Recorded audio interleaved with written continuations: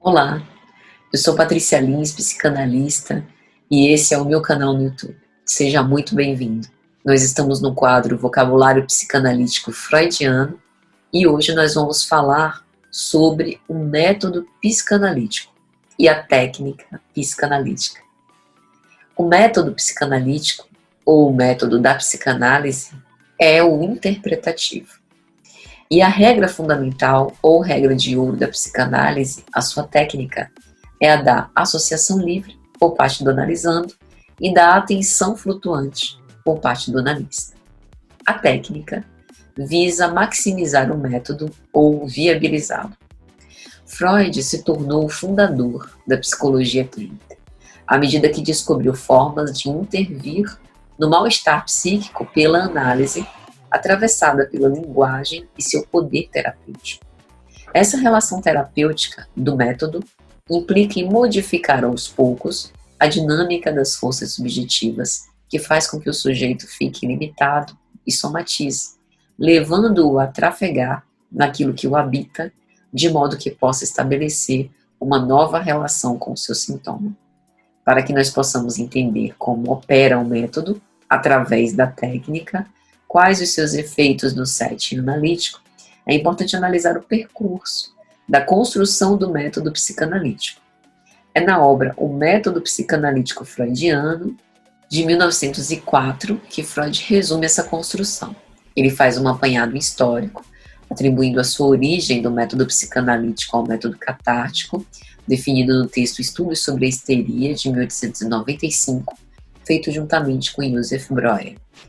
Tal procedimento supunha que o paciente fosse hipnotizável e utilizava ainda a hipnose para promover uma catarse ou abreação emocional, ligada à liberação de emoções vinculadas a conteúdos cujas reminiscências neurotizavam o sujeito. Nessa época, Freud empregava o método catártico para que o paciente hipnotizado pudesse deixar surgir lembranças, pensamentos e impulsos expulsos de sua consciência e, sob forte expressão desses afetos, comunicavam ao analista.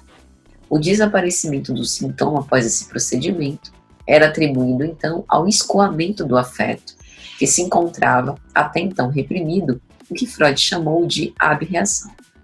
Freud buscava uma abordagem que evitasse a sugestão do analista, mas que mantivesse uma certa intervenção sobre o mecanismo psíquico por meio do qual os sintomas desaparecessem. Então, após ter abandonado a sugestão do método catártico, o próximo passo foi abandonar a hipnose, por perceber que grande número de pessoas neuróticas não era hipnotizável de forma nenhuma ou nenhum procedimento, e aí se inseriu a figura do divã no setting analítico. Freud atendia os pacientes, deixando que se posicionassem confortavelmente no divã, se colocava fora do campo visual deles, sentando-se numa cadeira atrás deles, de modo que a sessão se transcorresse como uma conversa entre duas pessoas despertas.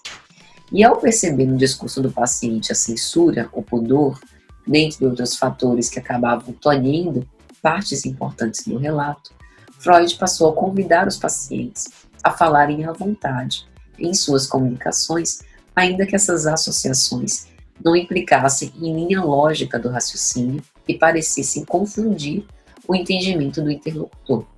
Ele percebeu também que não bastaria apenas o paciente recordar, mas seria imprescindível que o analista, através das suas intervenções, provocasse e convocasse o paciente a falar e voltar a sentir tais emoções que eram evocadas. Mesmo assim, passou a observar certas falhas de memórias, amnésias, e logo atribuiu isso a um sintoma da própria doença neurótica. Ele concluiu que tais brancos se davam em função do mecanismo de recalque, a expulsão da consciência de lembranças desagradáveis, pintado pela resistência. E Freud observou que quanto maior a resistência, maior a deformação da lembrança. A partir disso, ele desenvolveu a arte da interpretação por perceber que estariam em tais ocorrências inconvenientes e indigestas, porém muito deformadas, o material recalcado passível de análise. Nesse ponto, estavam estabelecidos os 3 fenômenos indispensáveis à clínica psicanalítica: resistência, transferência e interpretação.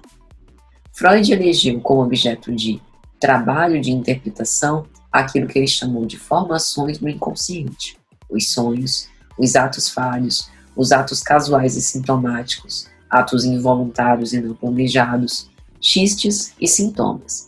Os detalhes dessa técnica só puderam ser aprimorados ao longo da sua própria prática clínica, compondo aquilo que é basilar para construir o que é possível no material inconsciente com base nas suas formações, infiltrando-se nas resistências a pouco e pouco. De todo modo, sem dúvida, foi na sua monumental obra A Interpretação dos Sonhos, de 1900, que nós temos as primícias ou uma introdução do método que foi desenvolvido a posteriori pela técnica da associação livre. Concluindo, o método psicanalítico freudiano consiste em interpretar a resistência do paciente, suportada na transferência posta em cena. Essa interpretação do conjunto do par analista analisando, operado em análise, o que faculta, ao longo do tempo, o analisando descobrir uma verdade menos encoberta sobre sua própria vida e percurso de uma análise. Eu sou Patrícia Lins, psicanalista. Esse foi o nosso vocabulário psicanalítico freudiano sobre a técnica e o método psicanalítico, e eu te vejo na próxima.